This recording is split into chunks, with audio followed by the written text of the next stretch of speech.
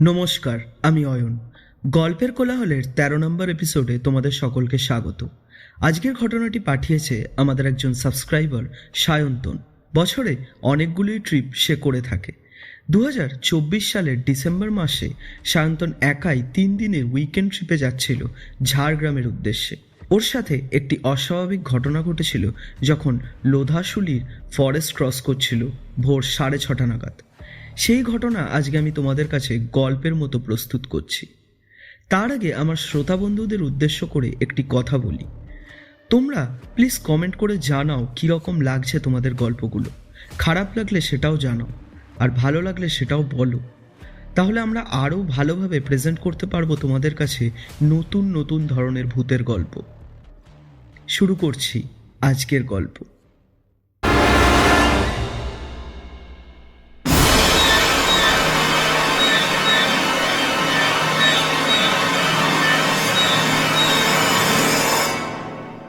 December মাসের শীতের ছুটিতে সায়ন্তনের রাইডিং গ্রুপ থেকে সিকিম যাওয়ার প্ল্যান হয়েছিল।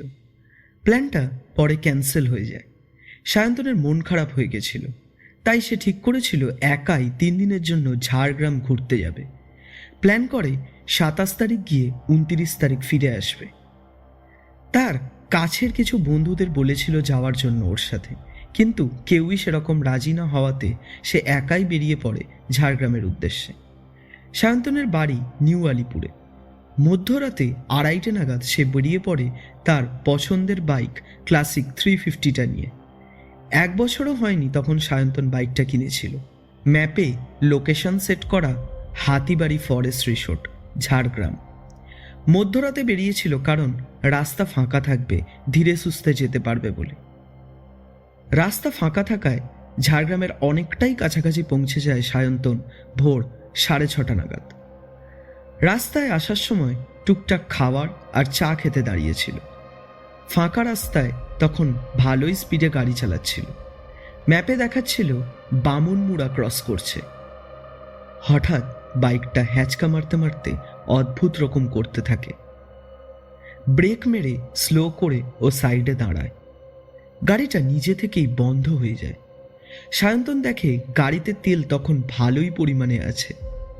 সেলফ স্টার্ট দেওয়ার ট্রাই করে, কিকও মারে, কিন্তু বাইকটা স্টার্ট হয় না। রাস্তায় সেরকম কোনো লোকজন ছিল না। ওখান থেকে রিসোর্টটা তখনও ৩৫ মিনিট লাগবে দেখাচ্ছিল ম্যাপে। অতটা ওই ভারী গাড়িটি ঠেলে নিয়ে যাওয়া ও সম্ভব ছিল না তখন। কিছুক্ষণ দাঁড়িয়ে এদিক ওদিক দেখতে থাকে যদি কোনো লোকাল কাউকে দেখতে পায়। দেখে একজন লোক দূর থেকে হেঁটে আসছে, গায়ে শাল মুড়ি দিয়ে।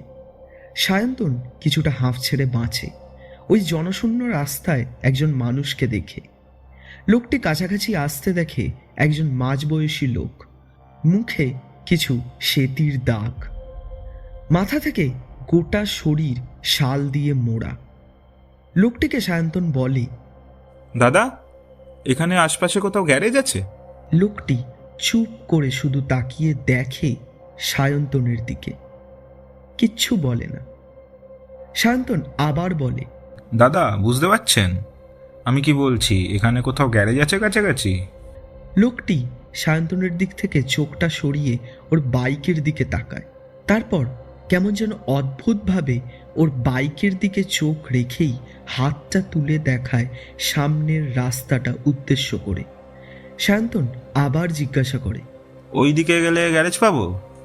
লোকটি ঘাড় নেড়ে হ্যাঁ বলে। ওই রাস্তা দিয়েই হেঁটে চলে যায় পেছনের দিকে, যে রাস্তা ধরে সায়ন্তন এসেছিল কিছুক্ষণ আগে। ও লক্ষ্য করে তখন ভালোই কুয়াশা পড়তে শুরু করেছে। লোকটি যেন ধোঁয়ার মধ্যে মিলিয়ে গেল। সায়ন্তন একটা দীর্ঘশ্বাস ফেলে বাইকটা স্টার্ট দেওয়ার একবার শেষ চেষ্টা করে। অবাক কাণ্ড হয়, একবার সেলফ মারতেই গাড়িটা চালু হয়ে যায়। খুশিতে সায়ন্তনের মন ভরে ওঠে। বাইকে বসে বাইকটা ছুটিয়ে চলতে থাকে ভোরের কুয়াশার মধ্যে দিয়ে। তখন ফরেস্ট এরিয়ায় প্রবেশ করে সায়ন্তন। গাছের পাতার সাথে শিশির ভেজা মাটির গন্ধ এসে লাগছিল নাকে। সিকিম না যেতে পারায় যে আক্ষেপটা ছিল, এই অনুভূতির পরে সেটা কিছুটা হলেও কমছিল ধীরে ধীরে। দুই পাশে তখন লোধাশুলি ফরেস্ট শুরু হচ্ছে। বেশ কিছুটা পথ যেতেই সায়ন্তন বাইকটি আস্তে করে দেয়। সামনে দেখে রাস্তার বাঁদিকে একটা ছোট্ট বাচ্চা মেয়ে দাঁড়িয়ে আছে, পরনে ফ্রক। সায়ন্তন ঘুরে দেখতে দেখতে মেয়েটিকে ক্রস করে চলে যায়। মেয়েটি মাথা নিচু করে চুপ করে রাস্তার ধারেই দাঁড়িয়ে থাকে। সায়ন্তন ভাবে ওখানের স্থানীয় কোনো বাচ্চা মেয়ে। বেশ অনেকক্ষণ বাইক চালানোর পরে ওর মনে হতে থাকে যেন ওই জঙ্গলের রাস্তাটা শেষ হচ্ছে না।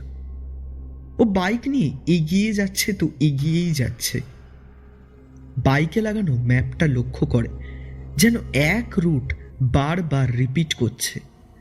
তখনও দেখাচ্ছে 35 মিনিট বাকি হাতিবাড়ি রিসর্ট।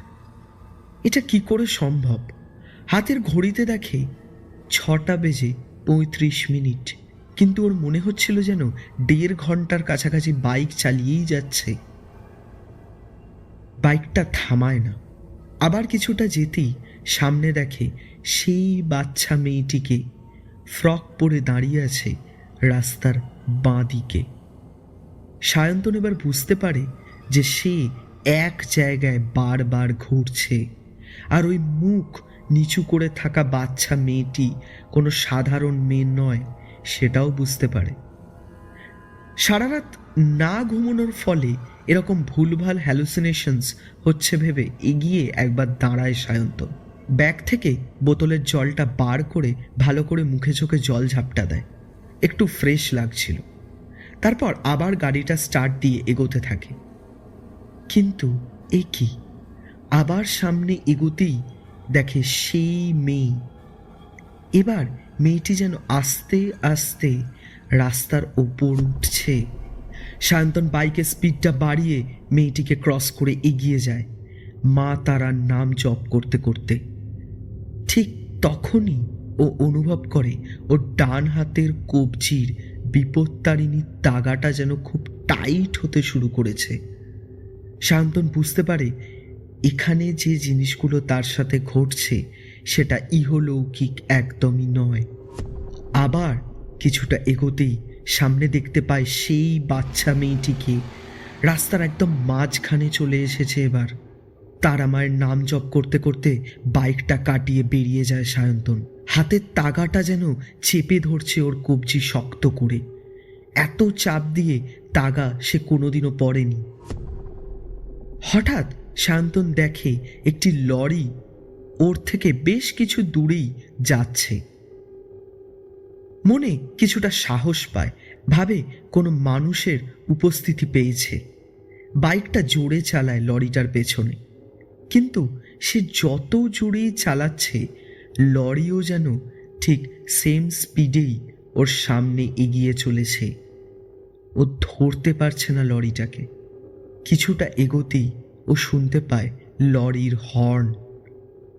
লরিটা বারবার অনেক হর্ন দিচ্ছে। সায়ন্তন ভাবে তাহলে কি ওই মেয়েটি রাস্তার মাঝখানে দাঁড়িয়েছিল, ওকে দেখে হর্ন মারছে লরিটি? লরিটা থামে না, যেন কি আশ্চর্যভাবে অস্বাভাবিক গতিতে সামনে এগিয়ে গিয়ে মিলিয়ে যেতে থাকে গাঢ় কুয়াশার মধ্যে। কিন্তু সায়ন্তন তারপর এগোতে যা দেখেছিল সেটা আজও ওকে তাড়িয়ে বেড়ায়। ও দেখেছিল সেই বাচ্চা মেয়েটির থেঁতলে যাওয়া শরীরটা পড়ে আছে ওই রাস্তার মাঝখানে। শরীর থেকে দলা পাকানো মাংসর টুকরোগুলো রাস্তায় ছড়িয়ে পড়ে আছে। গাঢ় লাল রক্তে ভেসে যাচ্ছে রাস্তাটা। কাঁচা রক্তর গন্ধ নাকে লাগে সায়ন্তনের। তারা মায়ের নাম জপ করা ছাড়ে না সায়ন্তন। বাইকটা ছুটিয়ে নিয়ে এগিয়ে যায়। হাতের তাগাটা যেন ওর কবজিটাকে শক্ত করে ধরে রেখেছিল। বেশ কিছুটা পথ এগোতেই এবার সায়ন্তন লক্ষ্য করে ও এসে পড়েছে সেই জায়গায় যেখানে ওর গাড়িটা খারাপ হয়েছিল। বাইকটা স্লো করে পেছনে দেখে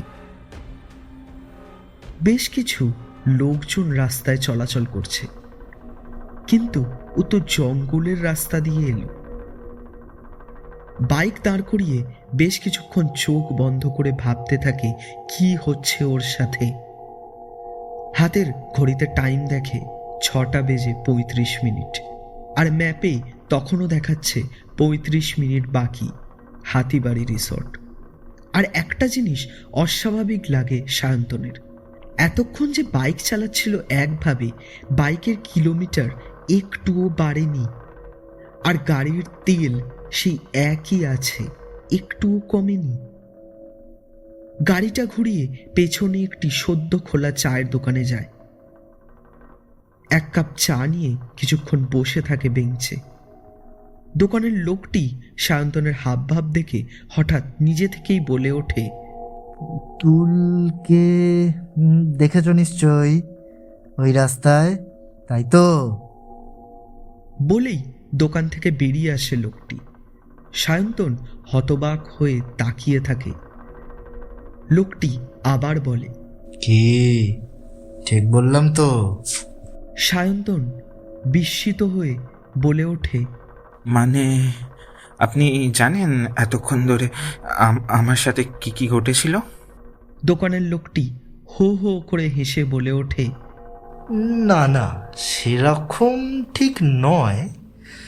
আসলে কোনো নতুন অচেনা মানুষ যখন প্রথম ওই রাস্তা দিয়ে যায় ভোরবেলার সময়, তাদের পুতুল দেখা দেয়। ও কারোর ক্ষতি করে না, শুধু ওই রাস্তায় চলা পথিকদের থেকে ওর মৃত্যুর বিচার চায়। কিসের বিচার? অনেক বছর আগের কথা। একদিন ভোরবেলায় ওই সামনের গ্রামের একটি বাচ্চা মেয়ে পুতুল সকালবেলায় বেরিয়েছিল তার বাবার সাথে। ওর বাবা ফসল কাটতে বেরিয়েছিল। পুতুলকে রাস্তার পাড়ে দাঁড় করিয়ে একটি দড়ি জোগাড় করতে গেছিল ওর বাবা। পুতুল খামখেয়ালিভাবে ফাঁকা রাস্তার মাঝখানে চলে যাওয়ায় একটি লরি ঝড়ের গতিতে বলে কিছুক্ষণ চুপ করে যায় লোকটি। তারপর বলে, ওর বাবা এসে দেখেছিল ফুলের মতো ওই মিষ্টি মেয়েটি তখন রাস্তায় একটা ডলা পাখানো মাংস। সায়ন্তন তখন সব কিছু বুঝতে পারে। হাতে চায়ের কাপটি তুলে চুমুক দিতে যাবে, হঠাৎ খেয়াল করে হাতের তাগাটার দিকে। দেখে তাগাটা ঝুলছে ছিঁড়ে। ছেঁড়া তাগাটা খুলে দেখে কোনো ধারালো কাঁচি দিয়ে যেন কেউ কেটে দিয়েছে ওর তাগাটা। দোকানের লোকটিকে সব বলে সায়ন্তন। তারপর সব টাকা পয়সা মিটিয়ে বেরিয়ে পড়ে হাতিবাড়ি রিসর্টের দিকে। তখন রাস্তায় ভালোই লোকজন চলাচল শুরু করেছে, অনেক গাড়ি, বাস, বাইকও চলছিল। হাতিবাড়ি রিসর্টে গিয়ে ও দেখেছিল ওর ব্যাগের বোতলের জল অনেকটাই শেষ। মানে ওই রাস্তায় ও দাঁড়িয়ে যে মুখ ধুয়েছিল সেটা ওর বোতলের জলেই। এটার উত্তর সায়ন্তন পায়নি। তারপর ও ফিরে যায় বাড়ি 29শে ডিসেম্বর। ফেরার সময় সায়ন্তন ক্রস করেছিল ওই রাস্তা দিয়েই সকাল 10টার সময়। তখন আর ওর সাথে সেরকম কিছু ঘটেনি। তো আজকের ঘটনাটি কেমন লাগলো প্লিজ কমেন্ট করে জানাও। অ্যান্ড সায়ন্তন, ধন্যবাদ আমাদের চ্যানেলে গল্প পাঠানোর জন্য। তবে আমার একটা প্রশ্ন আছে তোমার কাছে, হয়তো অনেক শ্রোতাদেরও এই একই প্রশ্ন হবে। তোমার সাথে যে ওই প্রথম লোকটির দেখা হয়েছিল, যেটার পর থেকে তোমার সাথে ওগুলো ঘটেছিল, ওই লোকটি কে ছিল সেটা কোনোভাবে জানতে পেরেছিলে কি? অ্যান্ড শ্রোতা বন্ধুরা, লাইক, শেয়ার, কমেন্ট করো বেশি বেশি করে। অ্যান্ড সাবস্ক্রাইব বাটনটা প্রেস করতে কিন্তু ভুলো না।